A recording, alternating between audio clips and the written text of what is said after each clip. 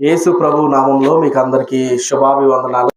ఈ ప్రపంచంలో అనేక మంది దేవీ దేవతలు ఉంటూ ఉండగా యేసు ప్రభువును కలిగి ఉన్నటువంటి మేము కలిగి ఉన్నటువంటి సంతోషాన్ని కూడా కలిగి ఉండాలి అనేటువంటి ఉద్దేశంతో క్రీస్తు ప్రభు వారు 2000 సంవత్సరాల క్రితం ఈ భూలోకానికి దిగి వచ్చి ఆయన మనిషి చేసినటువంటి పాపానికి ప్రాయశ్చిత్తంగా ఆయన భూలోకంలో చనిపోయి మనల్ని పాపములను విడిపించినటువంటి ఒకే ఒక దేవుడు యేసుక్రీస్తు ప్రభువారు. అబద్ధం అనేటువంటిది ఒక భయంకరమైనటువంటి పాపం. త్రాగుడు అనేటువంటిది భయంకరమైనటువంటి పాపం. త్రాగుడు మన కుటుంబాన్ని నాశనం చేస్తుంది, మన పిల్లల జీవితాలను నాశనం చేస్తుంది, మన బ్రతుకులను ఛిద్రం చేస్తుంది.